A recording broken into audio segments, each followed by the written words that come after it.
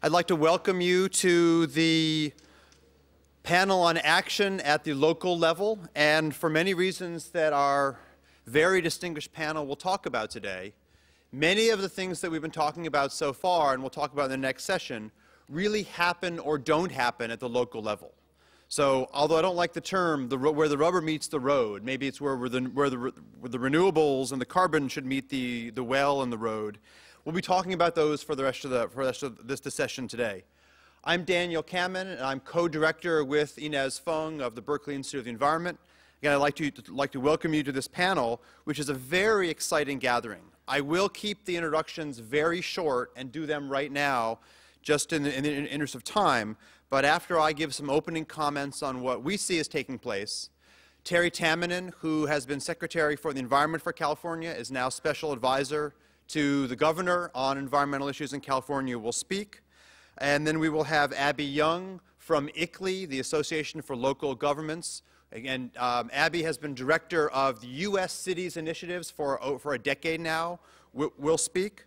We will have Wenyan Yu, who is Director of Sustainability Research at the Academy of Sciences in Beijing, will speak.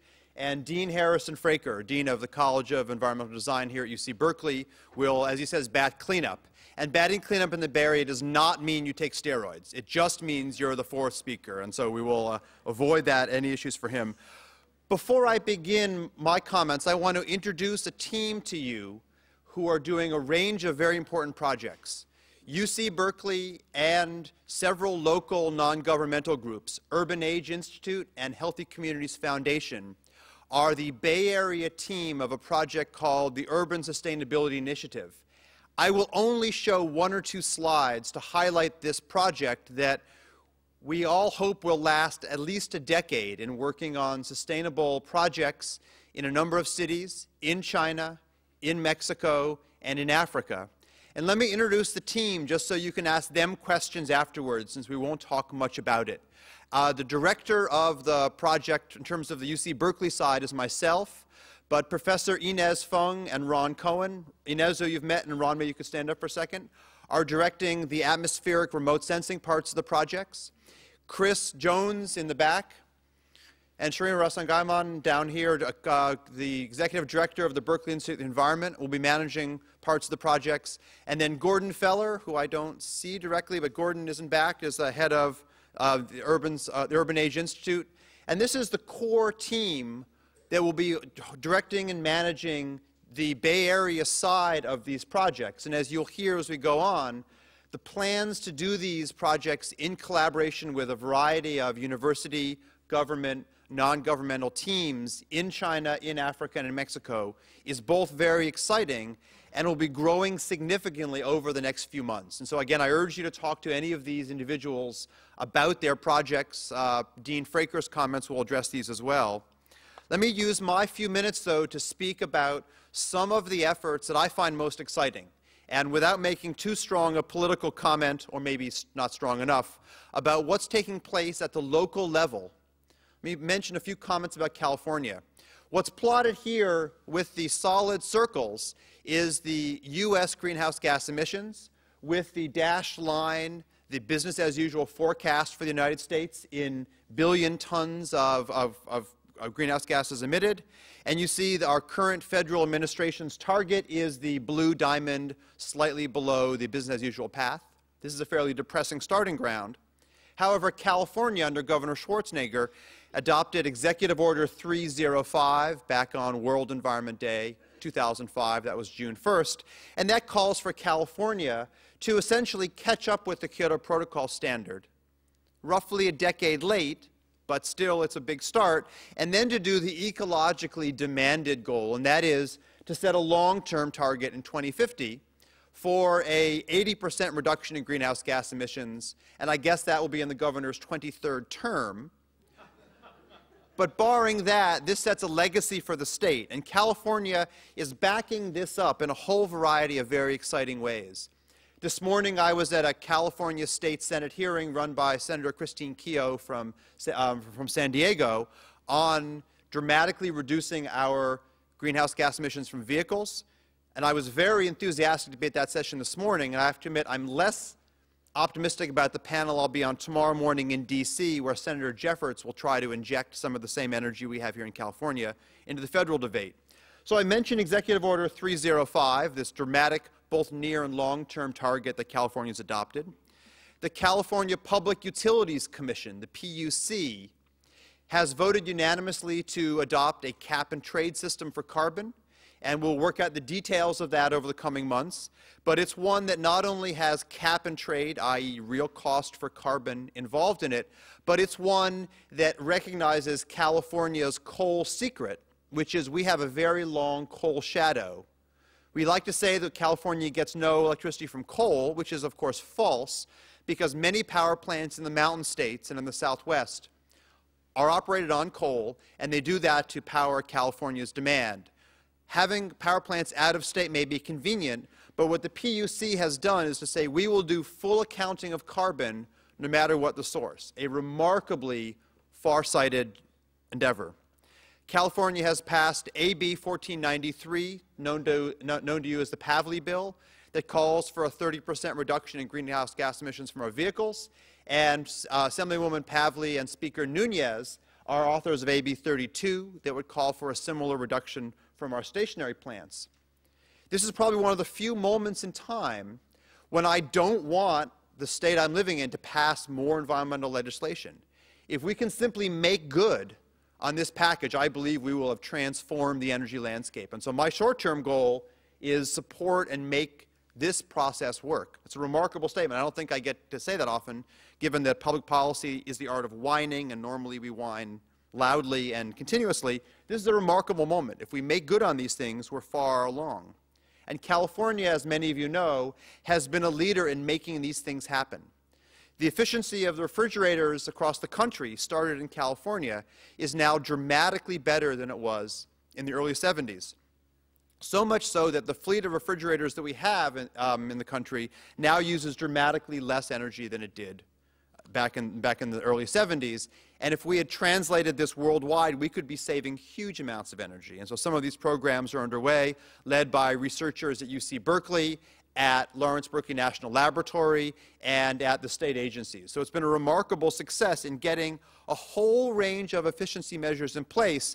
And this is one of those slides that you don't read over except to note that the percentage efficiency gains that you see in the last column are all large, and they're all been sustained for many years.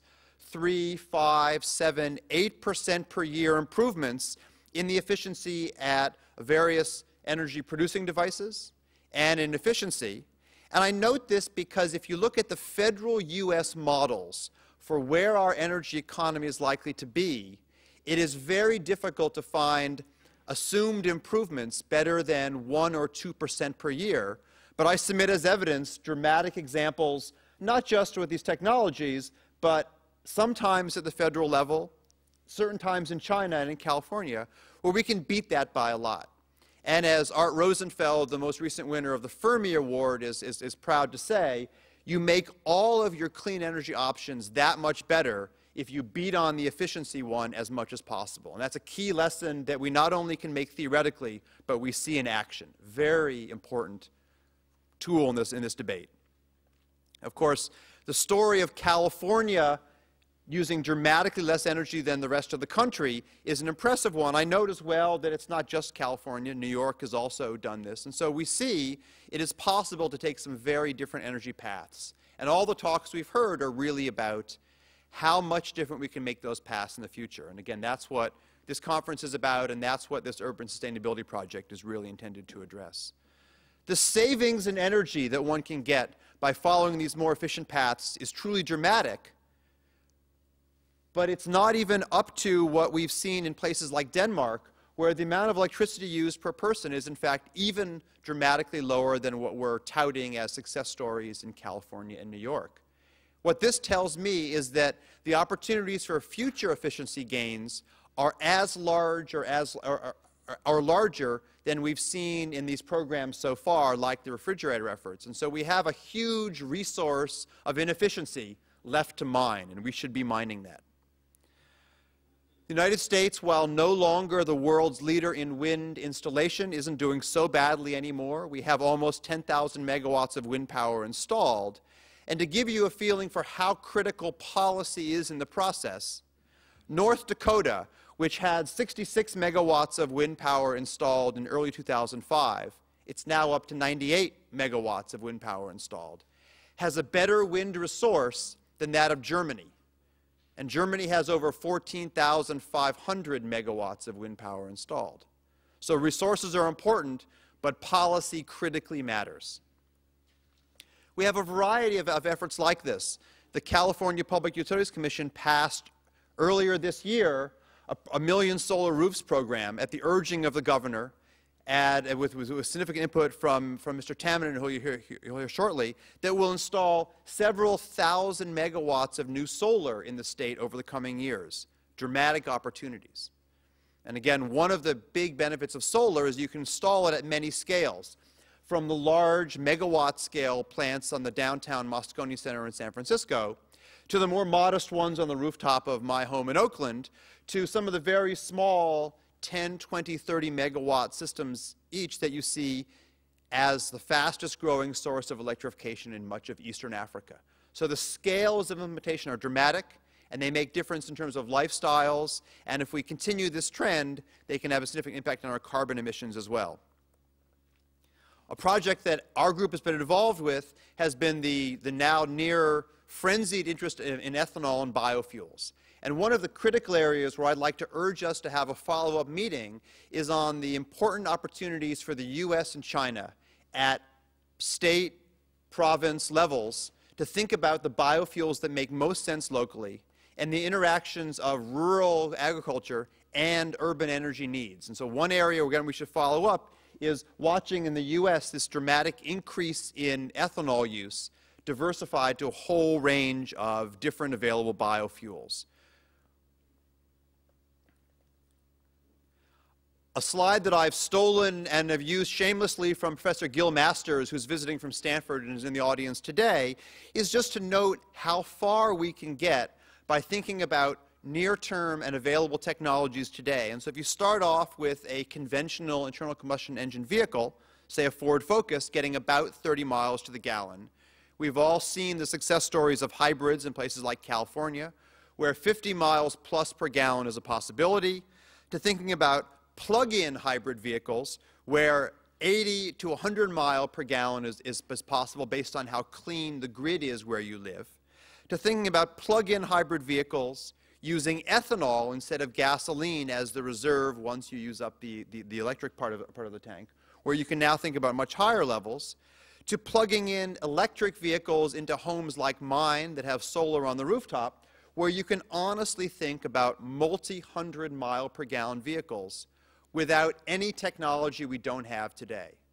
Anytime you can talk about a range from 30 miles a gallon to over 300 without having to invoke technologies we don't yet have speaks to me for the dramatic opportunities for these actions to take place on the ground. A last point I'll mention here is that we do have a dramatic set of state actions in the U.S. to support renewables at the local level. And so here is just a map showing the United States with the states and their very different requirements for renewables. California has a 20% standard by 2017, 20% likely to now be by 2010, and California is debating a 33% standard, 33% of electricity coming from renewables by 2020. It's interesting right now that California and New York are sort of battling it out to see who has the better renewable standard. I've highlighted New York on here as well, my home state. And last year, 2 years ago, in the November election, Colorado was the first state to pass a renewable standard not by legislative action, but by popular vote. Electricity bills have gone down in Colorado since they passed their requirement for renewables, and we're now at a point in this country where over 20 states have passed these different standards. This provides another example of what you can do locally, and again, what we hope the federal government in this country will follow with some federal versions of this later in time. I have to end on a gloomy note, however, and that is that all of these actions, of course, take investment and students and state legislators to put them into effect. And in this graph of federal research and development funds spent, The red line at the bottom, I believe John Holdren likes to call it the python that swallowed the pig. That's our federal energy R&D budgets, where we're now back down to late 1960s levels in this country. And you can't do much if we maintain this level of underinvestment, if for no other reason than if you look at the correlation between patents generated and dollars spent across all federal research investments, not just energy, you see a very good correlation, and we see the same good correlation in the energy sector with one small problem. And that is, as your dollars spent decline, your patents generated decline as well. And patents being one useful measure of innovations available, it's a depressing story not to be doing a larger level. In fact, my closing comment on this is that there are individual biotechnology companies in this country that invest more in their research portfolio than does the United States government in our energy portfolio. Federally, we're underinvesting. Thankfully, and thanks to people like Terry, we are investing significantly at the state level, but we absolutely need to partner with cities and states interested to do this across the country, across the world. And that's why these sorts of initiatives and collaborations between researchers, academics, public servants in the U.S. and China are so exciting. Thank you very much, and let me move on to our next speaker.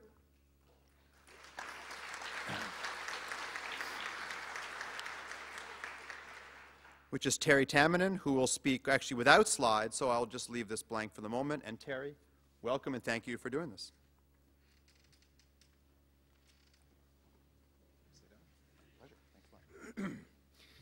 Thank you, Dan, and thank you all for being here. I do want to offer one amendment to your comments, though. It wouldn't be the 23rd term as governor for Arnold Schwarzenegger. It would probably be about his 5th term as president. So, well, maybe there'll be a movement if we accomplish all those things that you so generously highlighted up there. It does take leadership, but it takes partnerships like this to actually make it happen. Let me frame my remarks to you today, though, in the form of a question. I'll ask if California has a responsibility to others in the world to reduce its greenhouse gases. Now, that might seem obvious to many of you, but it's not obvious to everyone in the policy debate in this country, let alone in this state, despite some of the policy initiatives that Dan highlighted. Do we have a responsibility to the rest of the world? Or, put another way, am I my brother's keeper?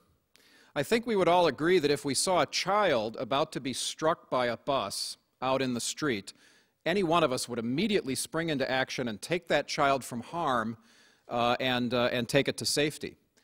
So one has to question why it is that we are not similarly motivated to be as urgent in our actions when it comes to the emissions that are coming out of the back end of that bus, that are literally stealing the breath from that very same child. We would all probably agree that eating mercury, which is found in many of our fish in restaurants and markets today, is not a good thing, that it harms children and adults.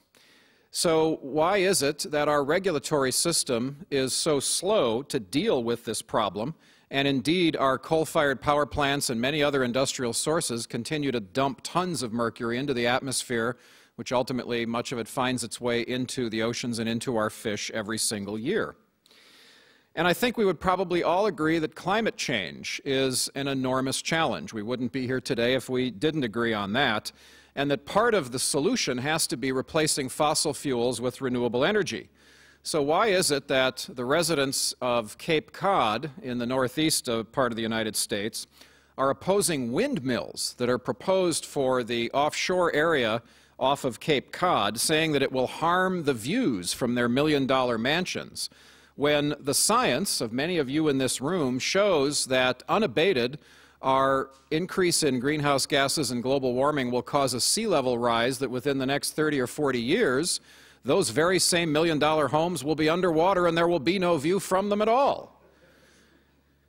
Well, these are just a few of the inconsistencies that policymakers have to address at the state and national level and at city levels when addressing complex environmental issues like global warming. But in California, many have said, well, look, we've done our part. As Dan showed you on those slides, look at the dramatic improvements we've made in our energy budget. as he showed you with refrigerators and other appliance standards. Back in the 70s, there was a prediction that we would have nuclear power plants every 8 miles along the coast between San Diego and San Francisco. Needless to say, that didn't happen. In fact, the state's economy kept growing, even though Californians on average today consume 40% less energy than other U.S. citizens. And in the last 3 decades, as you saw from the slide, on a per capita basis, national energy consumption has risen about 50%, and in California it's remained level, thanks to building standards and energy efficiency standards and appliance standards and conservation.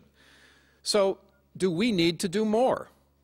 Well, we've made progress on things like energy efficiency and reducing air pollution, and therefore many question, well, not only do we have to do more, but is there even more that you can do?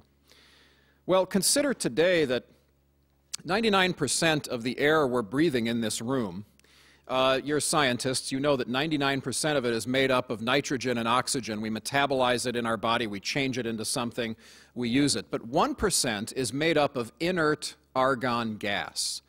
And researchers tell us there's a finite amount of that in the atmosphere, always has been and always will be, and that we don't metabolize the argon gas, we simply inhale it and exhale it. So when you take those two facts together, Harvard researchers have estimated that by the age of 20, each of us will have literally inhaled the argon atoms that were exhaled by dinosaurs, by Gandhi, by Shakespeare, by Buddha, and by a Jewish carpenter from Bethlehem. So what do we do with this arguably sacred resource? 100% of the air we breathe in this country is polluted with man-made pollutants that bear ominous acronyms like BTEX compounds and PAHs and GHGs. And 100,000 people died in this country last year from completely preventable air pollution, and 6.5 million more went to the hospital with asthma and other respiratory diseases from completely preventable air pollution. Many of those were children and elders, the most vulnerable among us. We also suffer the impacts of climate change from that pollution. And here in California, we've seen it with increases in heat stress and disease, with the shrinking of our snowpack in the Sierra Nevada mountains, which is where 2/3 of our developed water comes from every year. And we've seen now a 20-year hydrograph of the shrinking of that snowpack every single year. We've seen, as a result, coastal and levee erosion that's already had profound impact on agriculture and on our economy. So these metrics suggest that for our own survival in California, both economically and environmentally, there is indeed much more to do, and that indeed we must be our brother's keeper for our fellow Californians of this generation and the next, and for our fellow citizens of the world. But how? If we've already done so much, how can we do more? Well, I propose to you that we can protect our public and environmental health and stem the tide of global warming by producing and making the most rapid transfer we possibly can from fossil fuels to clean, renewable, locally produced energy sources. But to do that, we not only need technology and a supply of raw materials, we need a sense of urgency, much like the one that would overtake us if we saw a child about to be run over by a school bus, or when we think about ingesting mercury. So what is it that we can do? And in fact, is it possible, if I stand here today and I say that I believe we could replace all of our energy supplies in this state, indeed this country, indeed this world, from the fossil fuels we use today to renewables, is that a plausible assumption? Well, consider that more sunlight falls on the Earth every hour than is needed to power all of man's energy needs for a year. And consider that there's enough hydrogen in sewage water that's dumped into the Pacific Ocean off Los Angeles every single day, that if that hydrogen were extracted just from that one sewage treatment plant, we could power the entire United States automobile and truck fleet. Now, if you add to that the potential of biomass, geothermal, tidal power, wind, and other renewables, it's clear that we do have enough renewable resources available if we deploy the technology to use them. And as we saw from Dan's slides, energy efficiency makes that possible and makes that equation true well into the future, even though we have increases in population and energy demand. Just 20 years ago, for example, you saw Dan's home with roughly a 2-kilowatt system, a solar system on his roof. Well, 20 years ago, that system would have provided only about 40% of the typical American's home in terms of their energy budget. And today it can provide as much as 80%. We know efficiency works. We can get much more out of the existing resources that we have. We also know that there are technologies being deployed today that we can make much more out of. For example, there's a company in Los Angeles called Solar Integrated. They make flexible roofing materials for large industrial warehouses and other roofs for Coca-Cola and Frito-Lay and Walmart. And they integrate the solar material into the roof. And when you go to the factory in Los Angeles and you look at the aerial photographs of some of the installations, the first thing you notice is that only half or 60% of each roof is covered. And I said to John Slangerup, who runs the company, I said, John, how come your customers didn't complete the entire roof? He said, well, in many of these cases, these are warehouses that don't use a lot of electricity, and they only want to generate enough on their roof for their own use, but they don't want to generate more, which could be sent back to the grid for other people to use because of various constraints from the investor-owned utilities and the other utilities in this state that prevents them from doing that. So there's an example where we're leaving chips on the table. We're missing an opportunity because of narrow-minded thinking at the policy level. So by making changes at the policy level, we can get much more out of those very same resources. So indeed, I propose to you that the barriers to energy sustainability and a full transfer from fossil fuels to renewables and solving global warming is not in the technology, and it certainly is not in the supply of raw materials like water or sunlight. The barriers to a more sustainable present and a future, I say, are the barriers in our minds, the ones that have those kinds of caps on how much energy an independent producer can sell back to the grid. That's one example. The other example is in the way all of us have approached our energy in the past and continue to seem to want to do so in the future. The first 100 years of the Industrial Revolution were fueled primarily by fossil fuels. But to power the next 100 years, we're going to have to change this one-size-fits-all thinking and evolve to a variety of sources and technologies. First of all, those abundant and numerous renewables I mentioned for our electrical power. And for our transportation, a mixture of battery electric, hydrogen, natural gas, biofuels, and, frankly, something we're focusing on here in California, a greater dependence on mass transit. The governor recently agreed with the legislature on a large bond package to invest much more in our mass transit and making it more intermodal, so it's easier to go from an airport to mass transit to local city transportation and to actually get where you're going. But this will also take more enlightened policies like that from governments.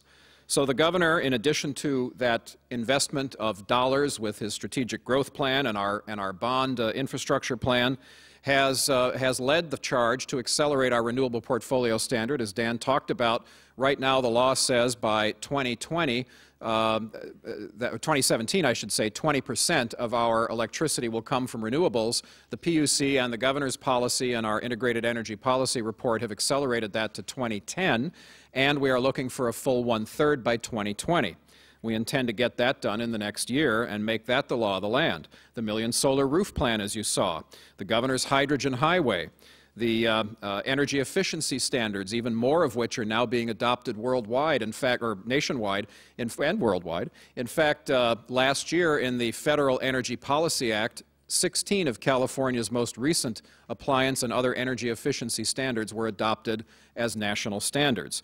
And of course, our Climate Action Plan, which if you have not seen it, this is what it looks like, and you might say, well, gee, that's awfully thin for a plan that's going to reduce greenhouse gases by 80% by the year 2050. Well, here's the real action. It's on the disk.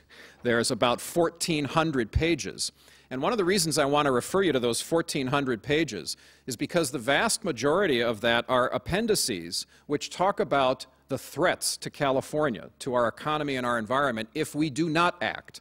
And they include an assessment of the impacts of climate change on agriculture, on wildfire in the state, on impacts to our water supply that I already mentioned, to health-related impacts, and to hydropower and electricity demand and sea level rise. This makes very interesting reading because even the most recalcitrant policymakers cannot ignore this and cannot say that we should wait, that we should continue to leave those barriers of the mind in place. Indeed, it's a very sobering assessment when you take a look at those appendices, and that's just talking about one state. So that's the reason that I think California indeed must be not only a good steward of its own resources, but yes, our brother's keeper.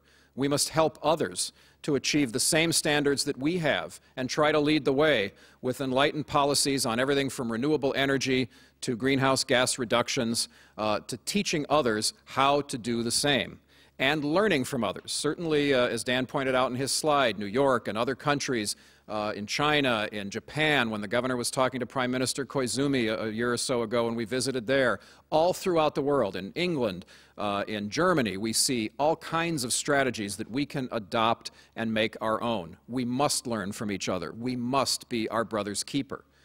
In the Jewish tradition, the scribe who writes the Torah, which is the instruction book for life, writes with ink that is designed to be erasable. And the reason for that is that in the tradition, they want to make sure that future generations of such scribes have to wash the paper clean and write the Torah all over again on that same parchment. That way, they have to pass down the learning from one generation to the next, but they also have to write it in a way that's relevant to that time period and to that society. And so in Jewish tradition, when you learn something new, especially in old age, it's called writing on washed parchment. We must begin to write on washed parchment. We've got to wipe away everything we think we know and start over if we're actually going to stem the tide, if we're actually going to avoid some of the many consequences that we find in this report. Some are unavoidable. Some we are already feeling, as I mentioned, the shrinking of our snowpack in the Sierra Nevadas. But we are all going to have to work together and teach each other and be a tide that lifts all boats and indeed be our brother's keeper if we will succeed worldwide. No matter who's first, no matter who's second, no matter who's doing a better job. But who will be the first to say that I can do with a little less, that my children will have a little more? Who will be the first to say that my life will not only be measured by the number on the bottom of a balance sheet, but by the balance of clean air and clean water and healthy landscapes that I bequeath to my children? Who among us will be the first to take up that call to action that many of us answered 40 years ago in this country and teach it to our children when a president of these United States said, "Ask not what your country can do for you, ask what you can do for your country." So I pose to you today that these giant problems that we're facing and that we're talking about in these days of this conference are not so giant if we follow that call to action. If we get all of our fellow citizens in government, in the private sector, in our everyday life, our friends, our family, if we get everyone clued into this problem and to the solutions and to understanding that every single one of us, our actions or inaction, makes a difference. Or as Dr. Martin Luther King Jr. said, anyone can be great because anyone can serve. You don't need a college degree. Your verb and your subject need not agree. You only need a heart full of grace. Well, if this is the day we act upon that admonition, and if this is the day we teach that admonition to others, and if this is the day we set our climate policy based on that admonition, then this is the day we will become our brother's keeper and the day we will bequeath to our children the most important legacy of them all. Thank you.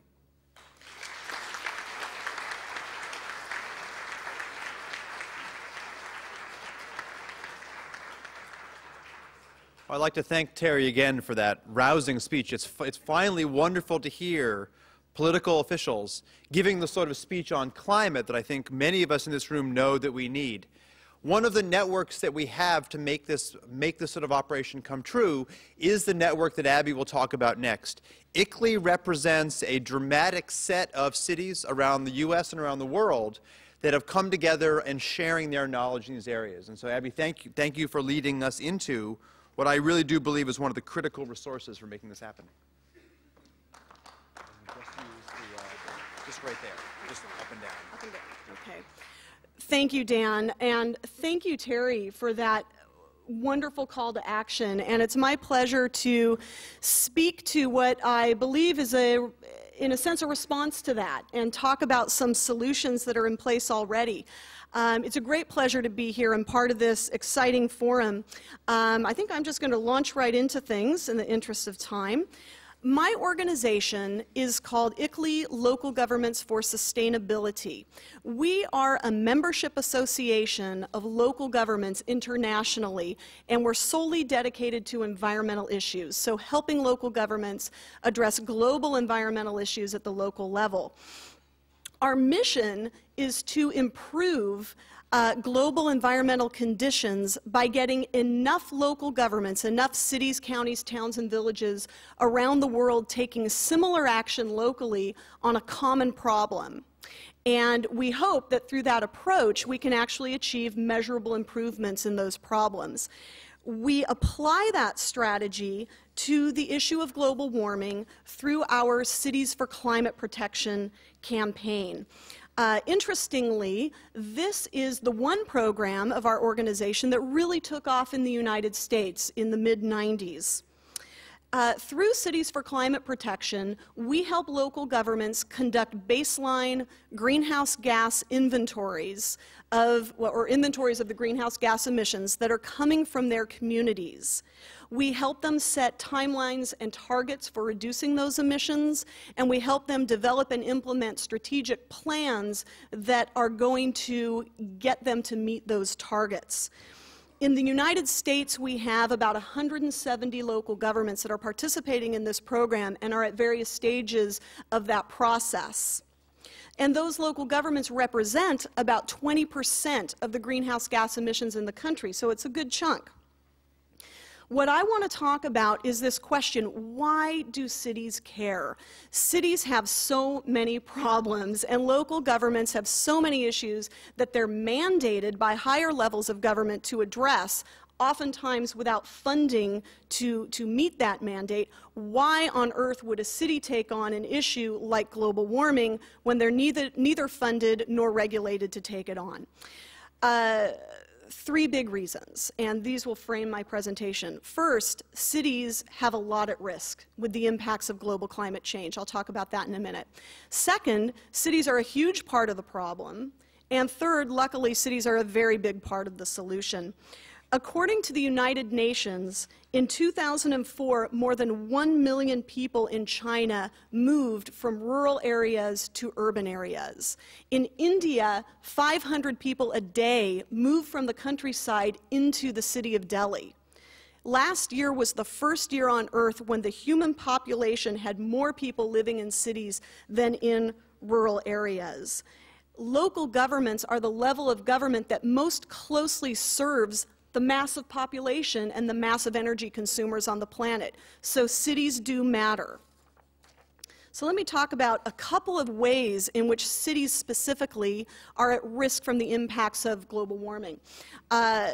Sea level rise, you've heard this mentioned before. This is a graphic of what would happen to the San Francisco Bay Area if we continued on a business as usual path of pretty high intensity fossil fuel use through the end of the century. This is what it would look like if we hit sort of the high end of what climate estimates are giving us as a 1 meter rise in sea level in the Bay Area. The shaded portion would, by the end of this century, be underwater. Might be good for fishermen, but it's not good for San Jose. Secondly, hurricanes. A lot of people ask, does global warming cause hurricanes? And there's a little bit of debate on that. Generally, the answer in basic terms is no, but global warming does intensify hurricanes and thereby makes them more destructive.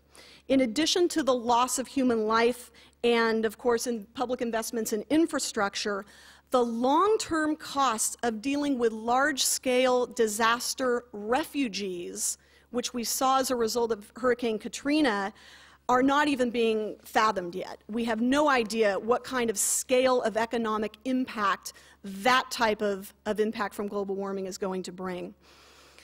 This is a picture of the park and ride lot below Highway 101 in Mill Valley in Marin. When high tides are met with storm surges, when they occur at the same time, local stormwater drainage systems often have trouble draining the water to where it needs to go. This is becoming a more and more common occurrence at this particular location in Marin. Local governments have to deal with this. What are they going to do? Are they going to raise the level of the road and the park and ride lot by 5 feet? That's not feasible. So how are they going to deal with this problem? These are direct impacts of global warming. You heard Terry mention snowpack. One of the most devastating impacts worldwide from global warming is going to be the loss of drinking water. In the U.S. and in California specifically, we're really realizing this right now. Warmer temperatures are bringing with it more rain and less snow. So this is reducing the size of the Sierra snowpack. Now, the Sierra snowpack acts as a natural reservoir and holds our summertime and early fall drinking water. As that recedes or diminishes in size, we're going to be having significant problems in terms of meeting our drinking water and our agricultural water needs. This is also a big issue in China. Some of the largest glaciers in the world are in the Himalayas and feed agricultural and drinking water supplies. This is a picture of San Jose.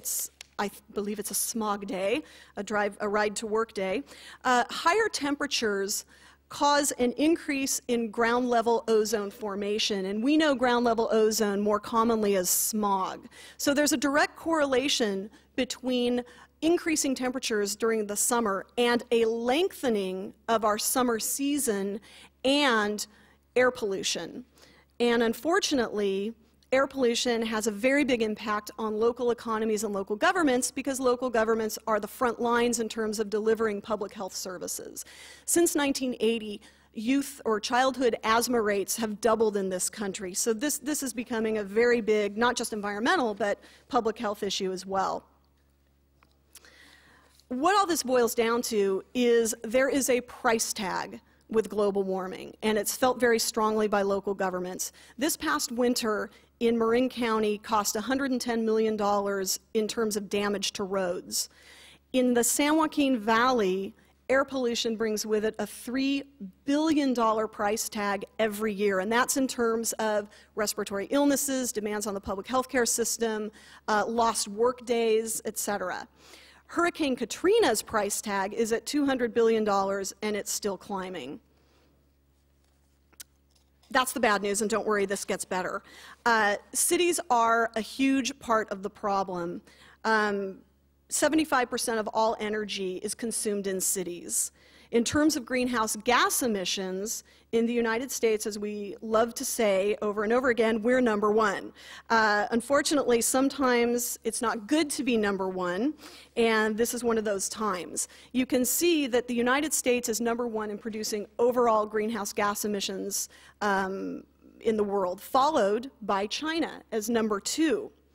But if you look at per capita greenhouse gas emissions, the United States is still far and away at number one. China, however, has dropped considerably. Clearly, the United States has a lot of room for improvement in this regard. And the good thing is, local governments come into play at this level, at impacting the per capita greenhouse gas emissions. And the rest of my presentation is devoted to giving you some examples of what cities are doing in the Bay Area and the country in terms of reducing greenhouse gas emissions. Local governments directly control or indirectly influence energy use in our communities. They have a huge amount of leverage in terms of how much energy and how energy intense our communities are. Right here in Berkeley, we have probably the best example of a biodiesel program in the entire country. A couple of years ago, the city of Berkeley went 100% biodiesel. That means 100% of its fleet used a 100% pure biodiesel fuel in its vehicle fleet. This is a very important role for local governments, to be testing grounds of new technologies. And that test gave us some lessons. There were some contamination issues. The city had to back off a bit, but their long-term goal is to get back at a 100% biodiesel mix. Seattle actually bans recyclables from being put into the garbage, and they have empowered refuse collectors with the ability to leave a garbage can full on the curb if it has any recyclables in it. That's the first such program that I know of like that in the country. Burlington, Vermont has a greenhouse gas reduction target of 10% below 1990 levels, and the city has issued that challenge community-wide. So it's a very public challenge to businesses, schools, and individuals, households, to also reduce their greenhouse gas emissions by 10%. And they're empowering those constituencies to meet that challenge by providing calculators, emissions footprint tools online, and engaging various civic groups in things like performing arts, education, productions, etc. Denver, Colorado implemented the very first Green Fleets program in the United States, and this is focused on the purchasing power of local governments. Local governments buy cars. And what Denver did was it rewrote the city's purchasing policies to favor the most energy efficient vehicles on the market in each vehicle class. That, with a couple other elements such as eliminating underutilized vehicles, using cleaner renewable energy or fuels as possible, and they're seeing some great financial savings as well as reductions in greenhouse gas emissions. Local governments also have a great deal of influence in the kind of electricity that the community uses, and whether that electricity is produced through the burning of fossil-intensive fuels like coal or natural gas, or if it's burned through it's produced through use of renewable energy. Montgomery County, Maryland is one of many local governments across the country that is working with its local utility to increase the renewable portfolio of the electricity mix. San Francisco, as well as Berkeley, have two of the best car share programs in the country. San Francisco's has about 3,500 participants, 70 cars in 40 different locations across the country. It's saving participants $700,000 a year, and that in reduced gasoline costs, because they don't have to own their own car and they can use a car only when they really need it. That's very important to the local economy, because that's $700,000 that is not going to Chevron or BP or Shell. Rather, it's staying in households and it's being circulated through the local community. My favorite example of what local governments are doing is Little Santa Cruz down on the coast. They decided that they were going to start turning the lights off at night in municipal buildings. No technology, no investment, no payback period to worry about, just turning the switch off, and they're saving $38,000 a year. I believe that was the cost of their part-time bicycle coordinator that they were able to hire as a result of implementing this project. So those are some examples, and you've heard these before. This is not rocket science. These are common sense things that local governments can do, and in order to solve this climate protection problem, local governments are going to have to do all of this and more. Climate protection, because it gets at all these different metrics, is a huge piece of community-wide sustainability plans, because it does get at all these indicators of sustainability. I just wanted to give you, I thought you all in the audience might be interested to see if your local government was part of this Cities for Climate Protection program. These are the local governments. It says in Northern California. I think I see Los Angeles in there, so that must be a typo. This is all of California. And what does this mean for the state? Well, those local governments represent 30% of the state's population, and those local governments have already identified 7 million tons annually in reductions of greenhouse gas emissions that their actions are already taking. Those local governments on their own already have achieved 12% of the governor's climate protection goal. If all cities in the state took similar action and followed their lead, we would be 30% of the way to meeting the governor's target. What does this mean for the country? Nationally, I had mentioned 170 local governments doing this work. We have identified 23 million tons of greenhouse gas emissions that they are reducing every year. That equals this figure, $535 million in savings, is probably far higher now, because that was calculated before recent increases in energy and gasoline prices. We're also working with China to see if we could replicate the Cities for Climate Protection program and if it would be appropriate to the circumstances and opportunities of cities in China. So that's a very exciting project that we're just getting started on. I'd like to close by saying that this is a challenge for all levels of government in all corners of the world. And if all governments don't cooperate and collaborate, we're not going to meet this challenge. But if we do and we follow the leadership of the state of California and these local governments, there's no reason why we can't. Thank you very much.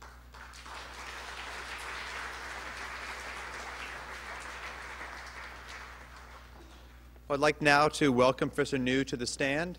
He is, as I said, at the Chinese Academy of Sciences and is the director of their sustainability program. So it's very exciting to get the collaboration back and forth of the activities on both sides, and I'd like to start yours up. And I believe, just one last comment on Abby's, there are a number of handouts on the efforts that ICLEI is doing, and I'd urge you to catch her afterwards, and we'll put them on the table as well. So thank you very much, and Professor Niu.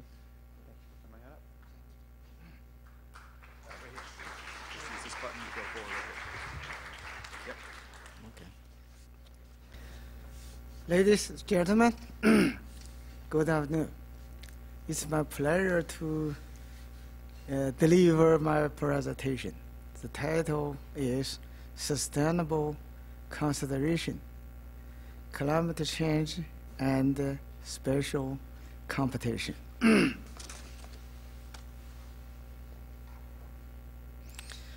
The impact of climate change on sustainable development perhaps including following. The number one, change the survival base. The number two, change land use pattern. Number three, change economic structure. And number four, change social life. The number five, change ecological systems. And the last one, change environmental quality. The result of climate change can be divided into three types according to the time, space, and driving force. The macro scale. Perhaps the 100-year base, this global climate change as the driving force. The medium scale has a 10-year base, regional climate fluctuation as a driving force.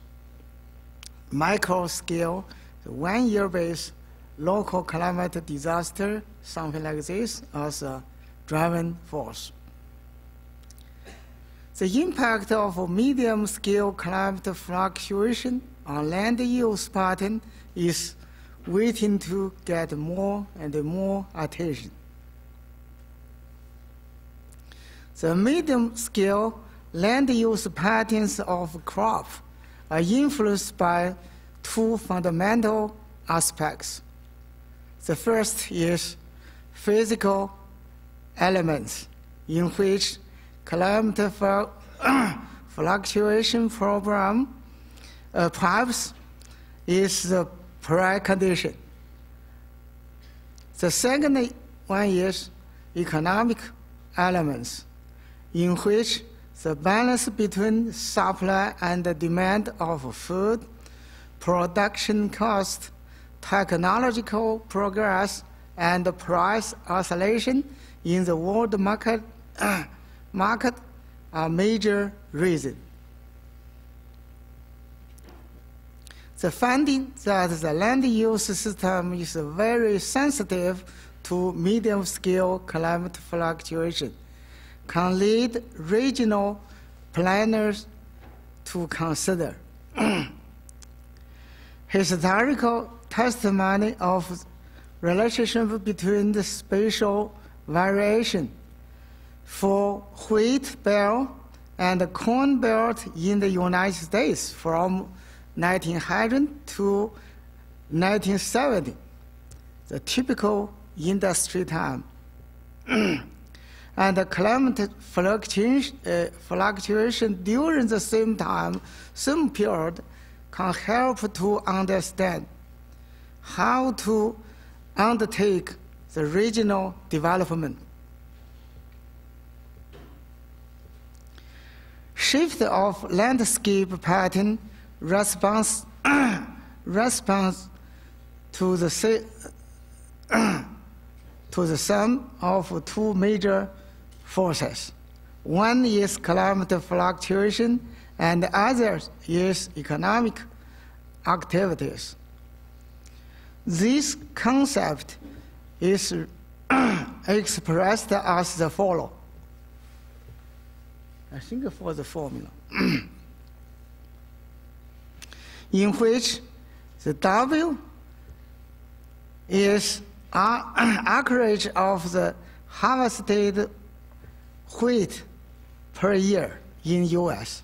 C, the average of harvested corn per year in U.S. pH is physical condition of the region. In the research, it adopts the climatic driving force index, called CDFI, as a representative. E, economic situation of the region. In the research, use the price driving force index, PDFI, as a representative. I means T means time. DT equal 10 years space. The function F, the function is a function of the competition force. Actually reflects dynamic process of spatial competition of the land use patterns. Wheat belt and corn belt. It supports that spatial variation of ratio W to W plus C is a function of resultant of forces, which depends on the both direction and intensity of climate fluctuation and price oscillation. Therefore, this function is able to consider some of spatial competition theory. In order to build up the CDFI, an indicator called TPI, temperature precipitation indicator, is defined. Climate suitable of crops. As the principal composition of CDFI, TPI is used to describe the driving force FW, spatial competition force of the wheat, and FC, spatial competitive force of corn. I think this is just for some equations. I don't think so. I'll give the more detailed explanation.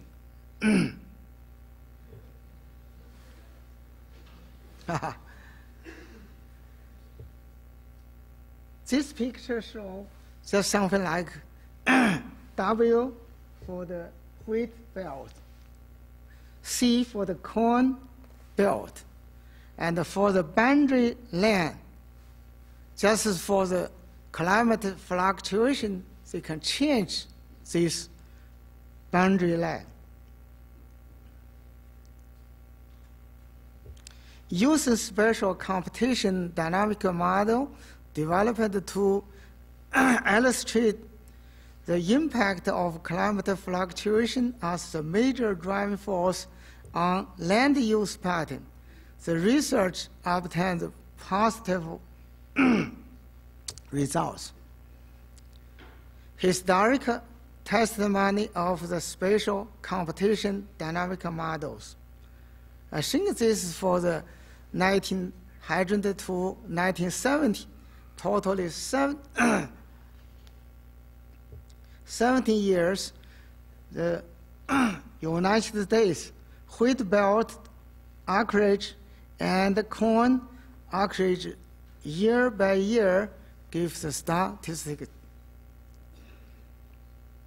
And same period, statistics of temperature and precipitation, and the calculation of TPI, that's temperature precipitation indicator. This is economic comparison of wheat and corn production in the for the 1900 to 1970. For the price, the cost for the corn and wheat, the 17 year, that is with the same average land. This is trend comparison, the statistics and according to the TPI calculation.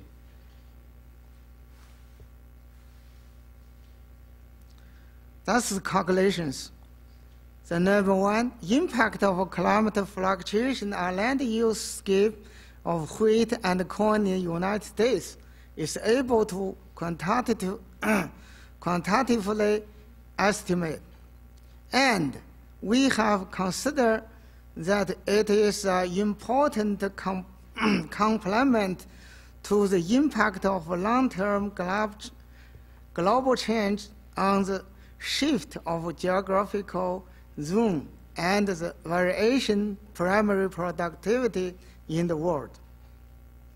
Number two, under the principle of spatial computation theory, the research build up a set of models to treat the time-space conflict regulation of land use patterns and calculate maximum potential of the climate fluctuation acting to the biological variation. It shows that under the modern CO₂ concentration, the remarkable influence of medium-scale climate fluctuation on primary productivity is existed. The influence is able to join to the estimate microscope effect of climate change, global warming. Number three, using the same theory and methodology, we can extend to risk analysis of world food security, grain yield estimation, world food market variation in the future. Number four, it should be emphasized the economic factors to shift the land use patterns will increase with the economic globalization because it is another sensitive factor to driving land use system. Number five, analysis of historical data is very helpful to better understand future impact of global warming on biomass. The research provides a possible way to quantitatively estimate direction and intensity of climate change as the driving force to effect global food supplement. Number six, according to the analysis of 1900 to 1970 data of U.S., the contribution of medium-scale climate fluctuation 10-year base to change the wheat-corn belt is 78.4%, the economic factors 16.9%, and others 4.7%. Thanks a lot.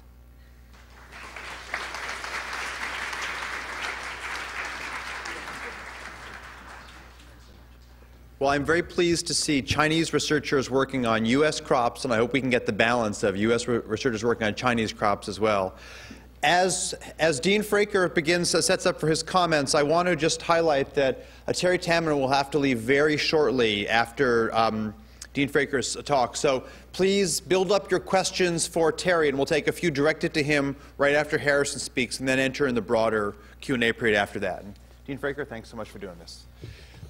Thank you, Dan. In the interest of time, I am going to try to abbreviate my talk because an awful lot of the points that I was going to make at the beginning have already been made extremely well. But the most important thing that I want to emphasize, which I don't think has been emphasized enough here in this meeting so far, and that is the point that as important as new technologies are, especially new ways of getting ethanol from cellulose, the new nanotechnologies for PVs, the improvements in wind technologies, and the improvements in conservation, as important as these are, and as important as the policy frameworks are, the solution to climate change, I'm going to argue, is equally a problem of whole system design. That we in the design and development professions and industries have remained in isolated silos, and the real opportunities are when you get synergies across systems, when you design holistically. And that's what I'm going to try to show today.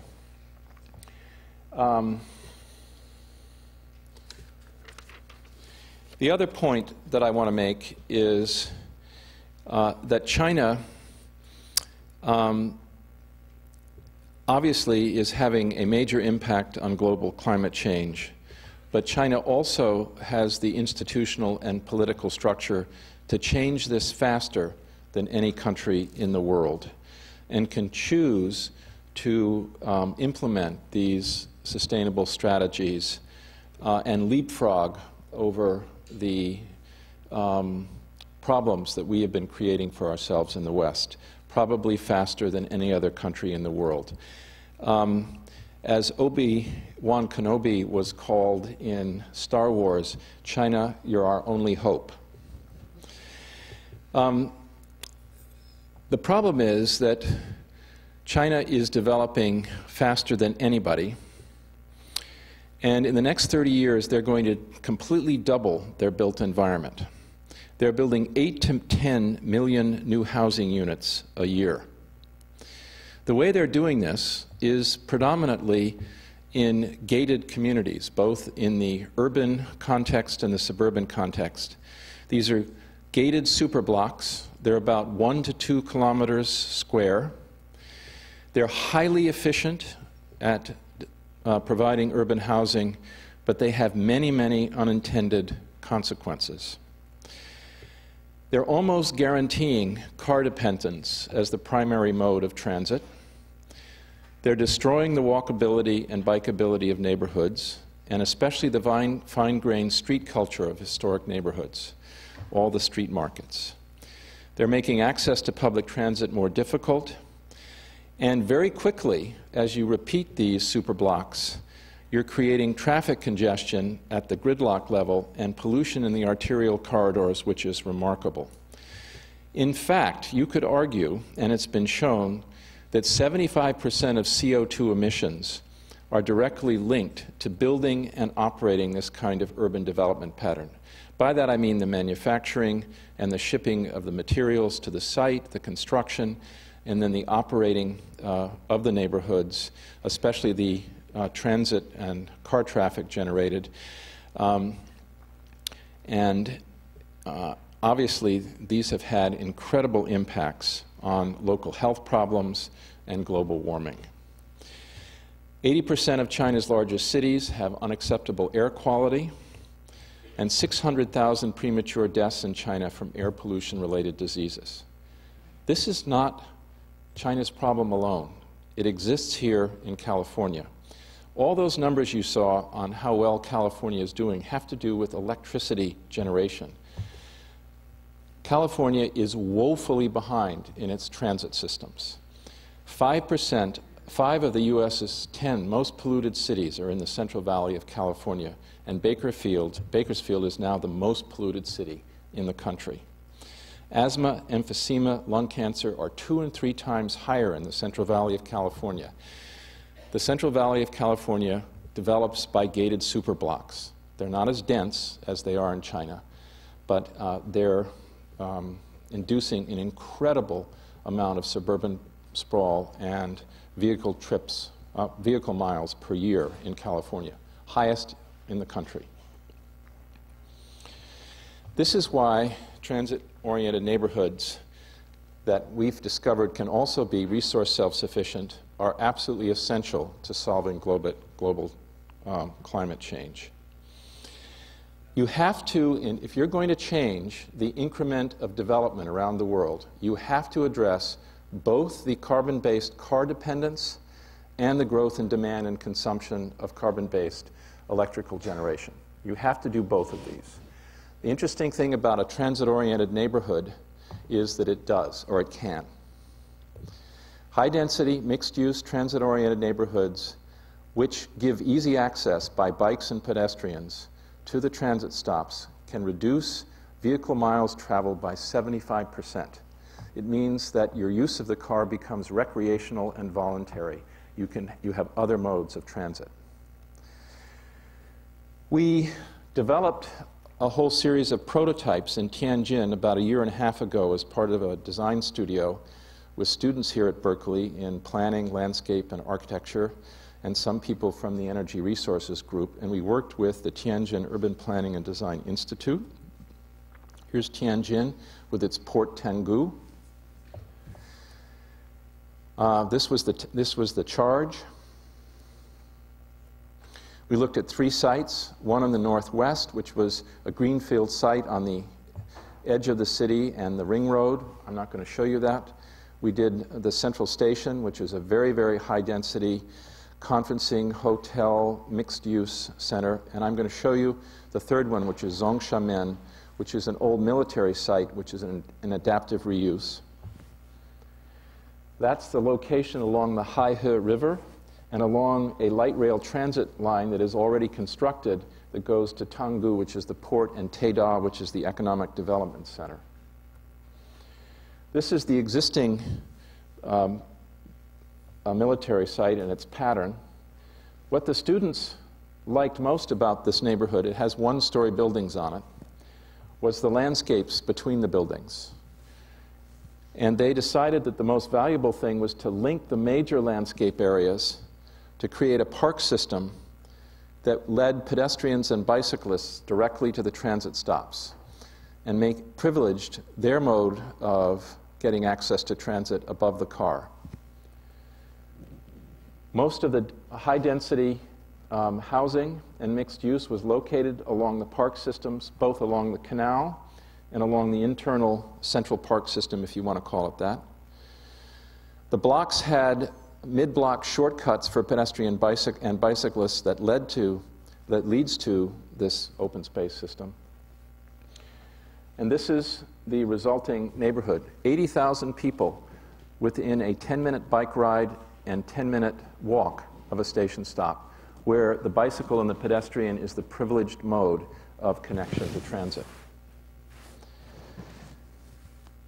As Amory pointed out so well this morning, the way that you can make this neighborhood almost entirely resource self-sufficient is by starting first with conservation measures, passive solar heating and cooling.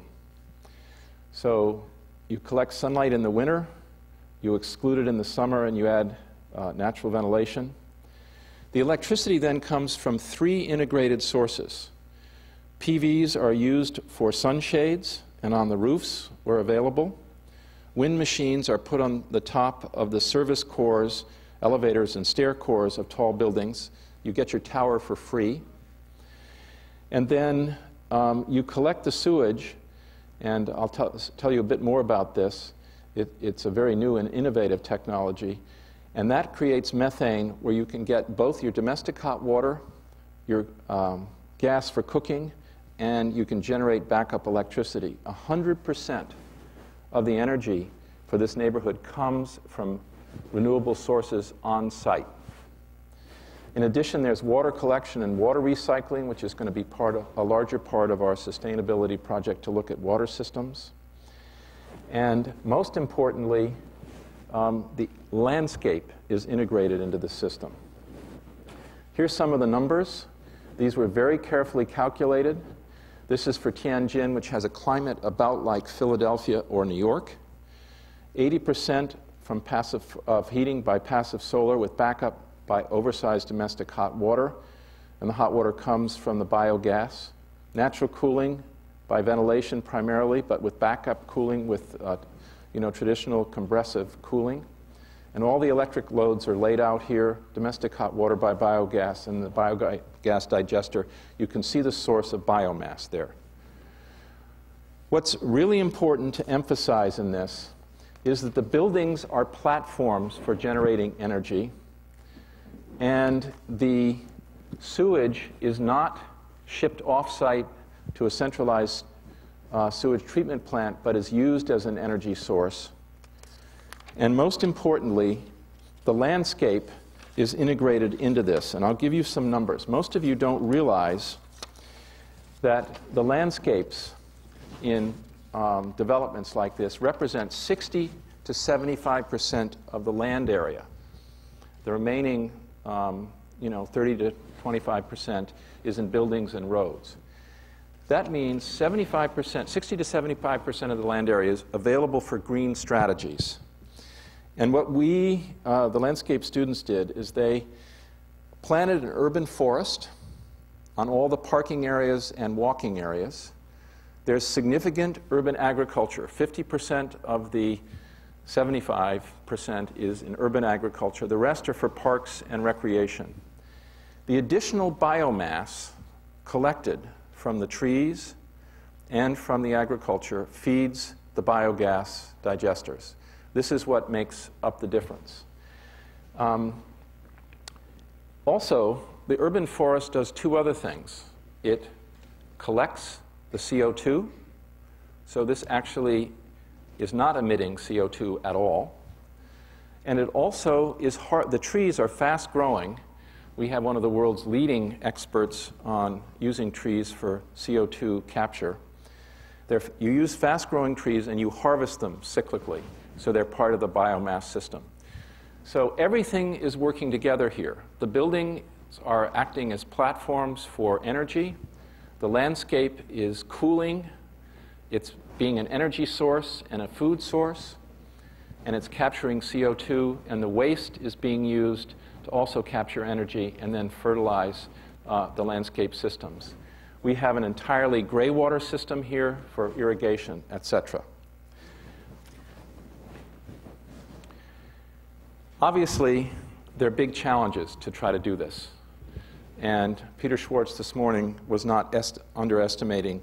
It is very hard to get innovation going, especially in the development process, which is as complicated as it is. So there's also a funding question. There's also a question of who builds, who operates, who maintains these neighborhood-based systems. And how are the costs, benefits, and risks distributed? The wonderful thing, however, is that there are a lot of costs being avoided by this system. You're not building a centralized sewage treatment plant and the pipes to get the sewage there. You're doing it locally. You're not shipping the electricity many miles. You're having it here locally. The point is that there are tremendous benefits. This neighborhood, because of the way in which its landscape and circulation is planned, reduces car dependence tremendously. There's a tremendous reduction in air pollution. It reduces the growth in demand for power plants. It encourages healthier and culturally richer lifestyle. And together, this kind of strategy reduces the environmental impact of the neighborhood by 80%. It's imperative that we reach these numbers. We need to reduce that new development the doubling of China's built environment over the next 30 years by as much as 80%. We've got to retrofit and reduce the existing building stock by 30%. This is the only way we can reach that stability wedge that was talked about earlier yesterday by John Hart. The most important thing is, with one high-quality, sustainable development model, China can reproduce this the way they do right now, those gated communities, one after another. Do you know how many they produce a day of those? They have 2,000 to 3,000 units in each one of them. They produce 10 of those a day. This is a development program that staggers the imagination, but it can be changed dramatically. So the goals of this project, being provided by the Moore Foundation to the Berkeley Institute for the Environment, is to completely detail the technical design and development of these whole systems as an integrated system consistent with existing Chinese technologies, to eliminate the research and development costs to the developer, to make the designs construction ready, to develop innovative funding models which can provide the necessary upfront funding, and to put the costs, benefits, and risks where they ought to go. But the ultimate thing is to build a 5,000 to 10,000 unit model in the next 3 to 5 years, and to measure its performance against the existing models, and to create this outstanding example. Thank you very much.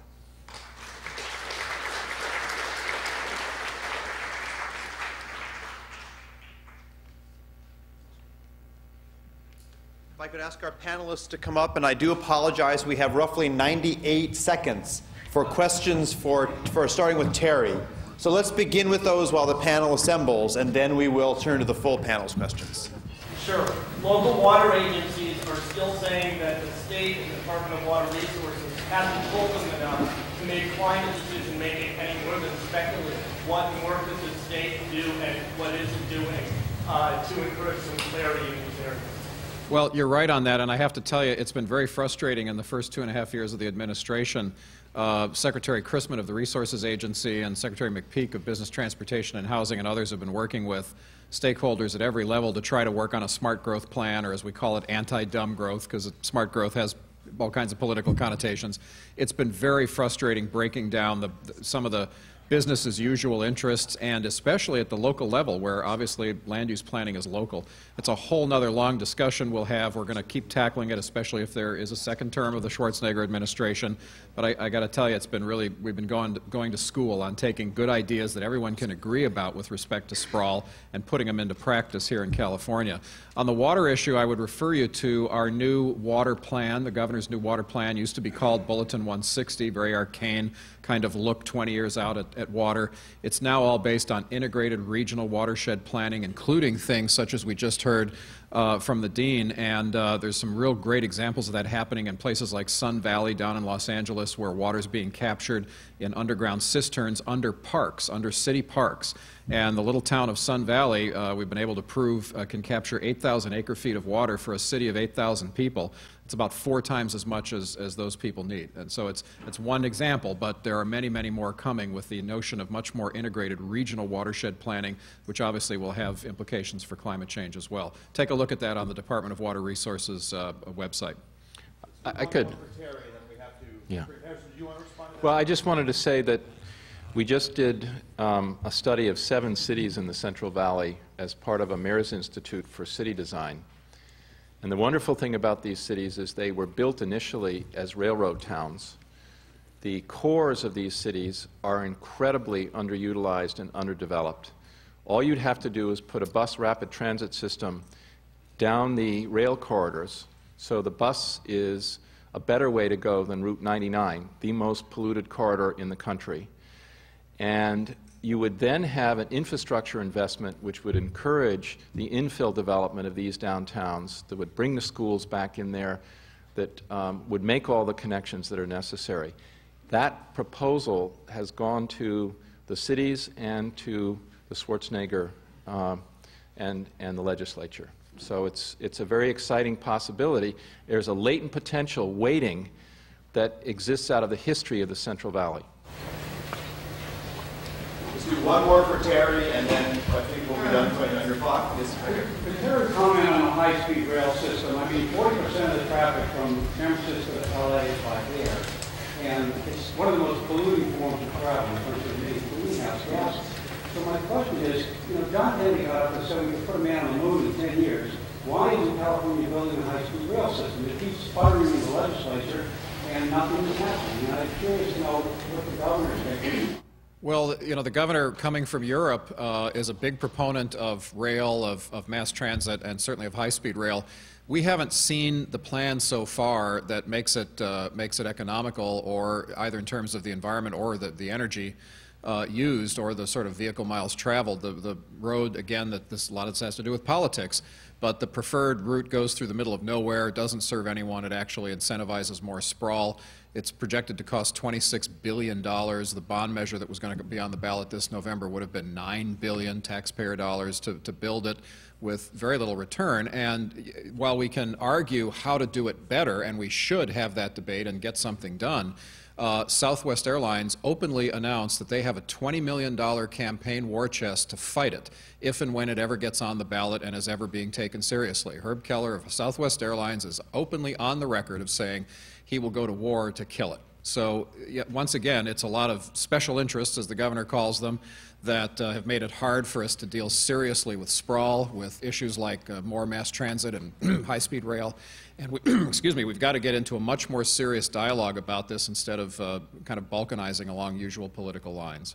But thank you for asking, and thank you all, and I apologize I have to run. Feel free to follow up with emails. I answer all my emails personally, and Dan knows how to get a hold of me. As you walk through the door, could we have one professor from Professor Johns from... Sure. I just want to make one statement about before we invited people from Shanghai to plan to come, and Shanghai and San Francisco are sister cities, and also governor and Schwarzenegger was in China. Right. We know that. But I just hope some of the continuity. The reason because sometimes people have a visit and one shot and then gone.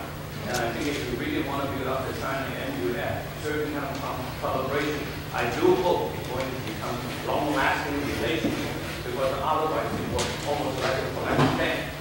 Everybody talks about company after good food, after good banquet, and got late, and then everybody's gone. I just want to make some comment about sometimes the continuity. In Chinese we have to say we don't build an empire, we build a dynasty.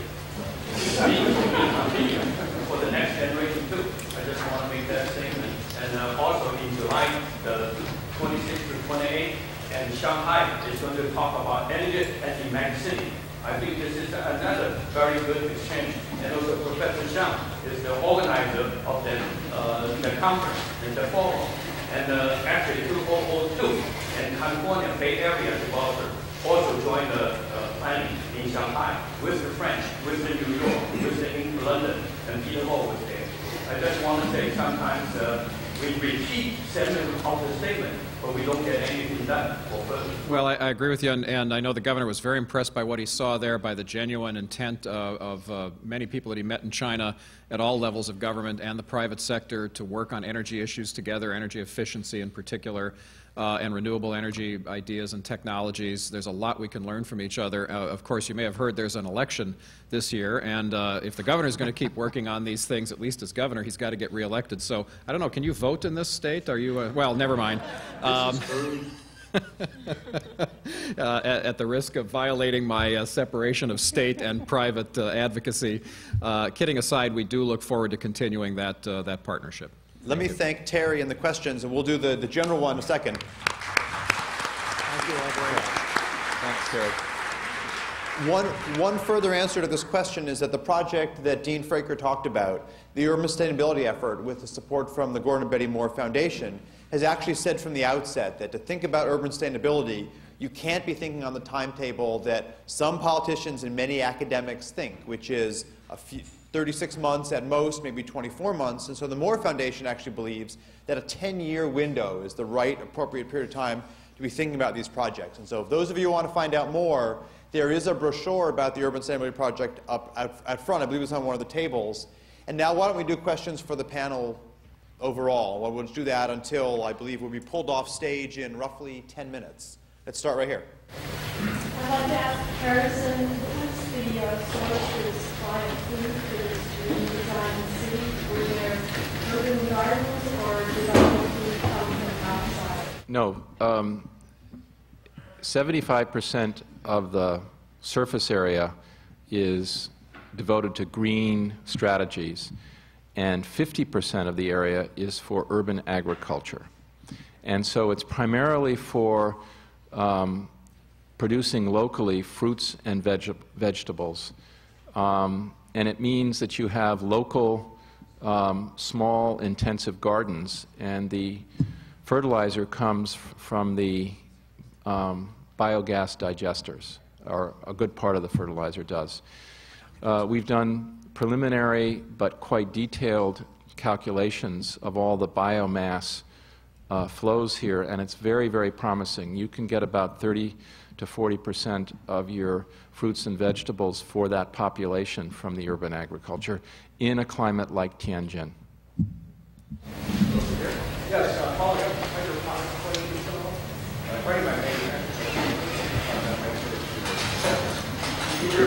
yeah, I think the question is about using hydroponics to improve the food production. We didn't look at that, but if you saw in the sketches, the students were speculating about having more intensive greenhouse activities in some of the taller buildings, and we just haven't looked at the economics of that. But, you know, there is, around the globe, a lot of interest in building buildings that are farms. And we certainly would like to look at that more carefully. Right, right. And let me just ask if Abby wants to comment, because a number of the cities in the ICLEI network have actually been real leaders, like Seattle and the urban agriculture projects and some of the edible schoolyard things based in Berkeley. Do you want to comment some more? Yeah, sure. Another area in which local governments have sort of come into play here is with the green roofing. I don't know if a lot of you are familiar with that. The city of Chicago was one of the pioneers. They have, their city hall is a multi-level skyscraper type building in Chicago, and they've turned the entire rooftop into an absolutely gorgeous green roof that has hills, trees, edible vegetation, etc. And I've had the opportunity to be on it, and it's quite surreal to be standing in this field of greenery up in the middle of the airplanes, helicopters, newscopters going by, etc. But it's actually a tremendous energy saver as well. It reduces the cooling load of the building tremendously in the summer. So that's a nice marriage of, in a sense, urban agricultural techniques, roofing, building materials, and energy efficiency. I suspect that the excitement over what urban areas can do is the reason for the long line of questions. We're going to do one more because there's one more panel today, and so I'll give you the last question. Just another question about this development in China. You mentioned that the current mode is to build gated blocks. Some of the reason for that must have been personal security. I'm wondering how that fits with what you're... A wonderful question. I wish I had an hour to talk to you about this. It is one of the things that we looked at very closely with the students. The actual gated communities really aren't about security. They're about identity and belonging to a certain group. And China has thousands of years of history of having a gated-like community development model. Look at the Forbidden City. It is the shining example of a gated community. Look at the Huton. The Huton is a gated family community. So the idea of belonging to something that you can identify with is a very strong cultural value. The way the students and I tried to address this was by making the blocks that you have that have this shortcut. Each one of those is its own Huton block, if you will, that has maybe 150 units to it. So you belong to a unit the same way you would in a gated community. It's just that the streets are public and the bikeways and pedestrian ways are public. But we were trying to create a comparable sense of belonging. That's a short answer to a very complicated question, because if you don't solve that, you haven't solved the problem. I'd like to thank our panelists again. Please join me in doing that, and also Professor Zhang's call for this long-term collaboration, which hopefully we can build. Okay, that wasn't me. But thank you very much, and I hope you can catch the panelists afterwards.